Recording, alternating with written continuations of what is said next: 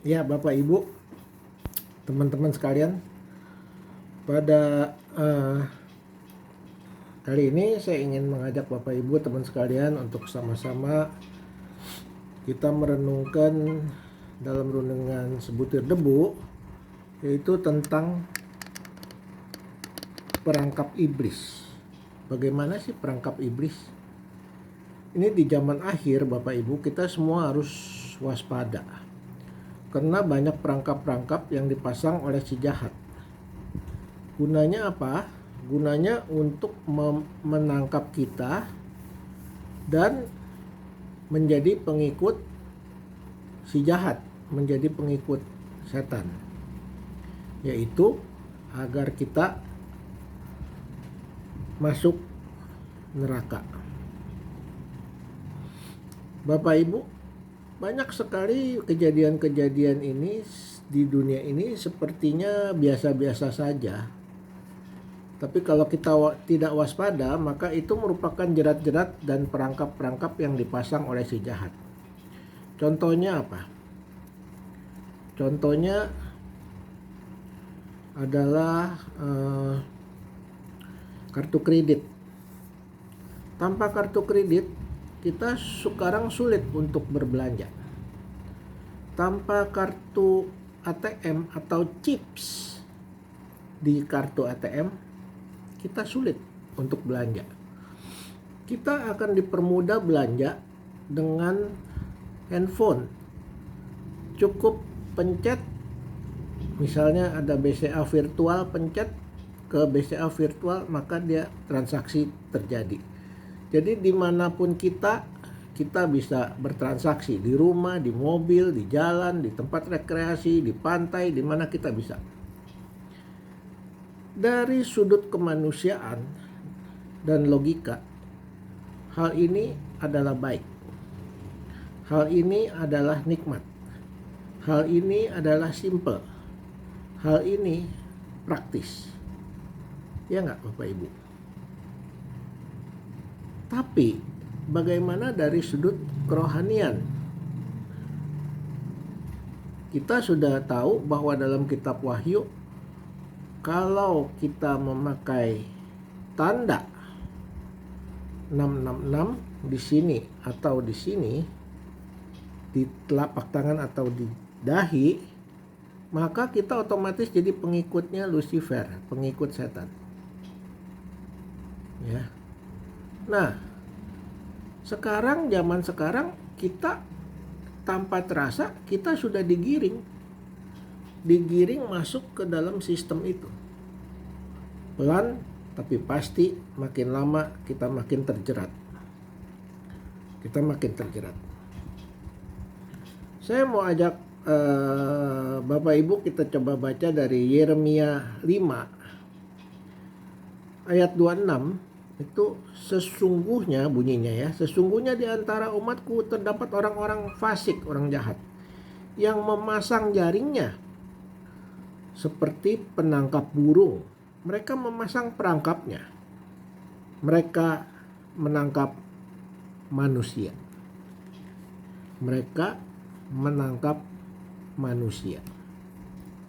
Buat apa manusia ditangkap?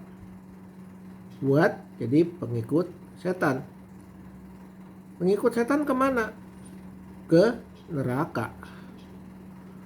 Ini Bapak Ibu, saya sangat khawatir sekali kalau banyak orang-orang Kristen yang tidak sadar akan hal ini. Terutama orang-orang yang bekerja di bank, mereka pikir ini teknologi. Benar, teknologi.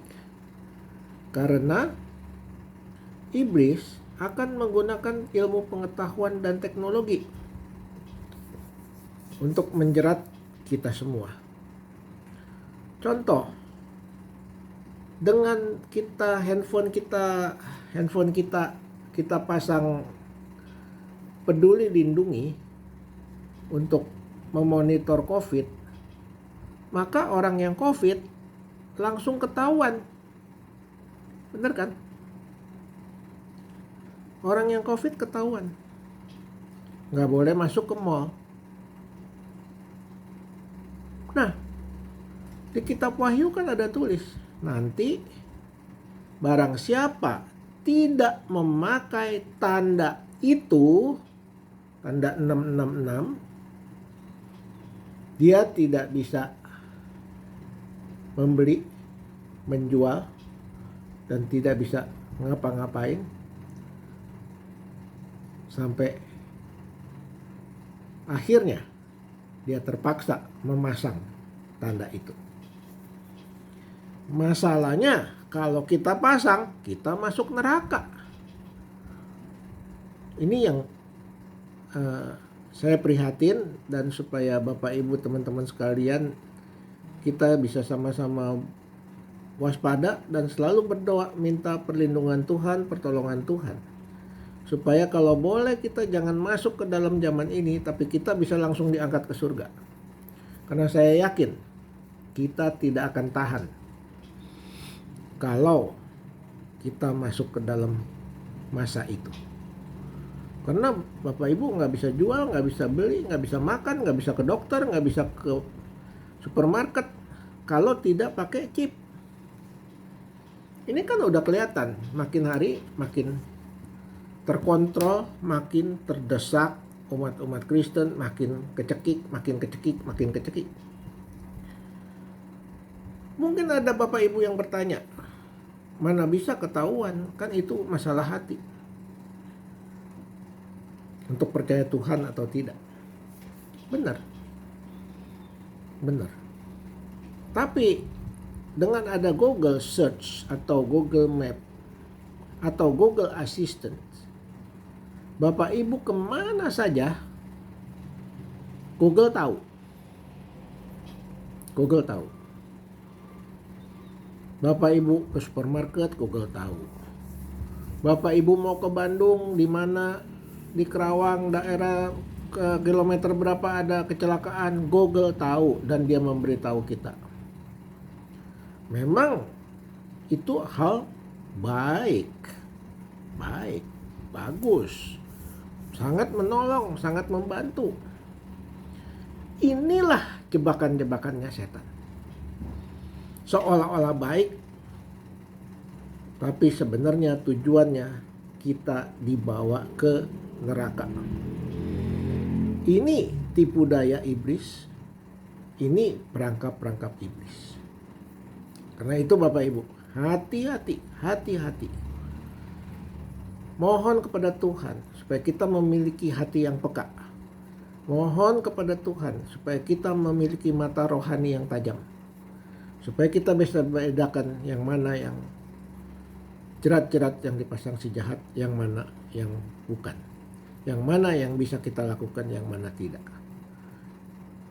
Dan hati kita condong kepada Tuhan atau kepada kenikmatan. Sampai di sini Bapak Ibu teman sekalian. Mudah-mudahan renungan ini bermanfaat untuk teman-teman supaya kita bisa waspada di zaman akhir ini. Supaya kita jangan masuk ke dalam jerat iblis. Jangan terjebak. Kita bisa jaga iman, jaga hati, jaga kerohanian, sehingga kita bisa bertemu di surga. Sampai di sini Bapak Ibu. Nanti kita sambung lagi di episode berikutnya. Jangan lupa klik subscribe dan share, supaya makin banyak orang yang tahu, makin banyak orang yang waspada dan tidak terjebak. Sampai ketemu di lain kesempatan.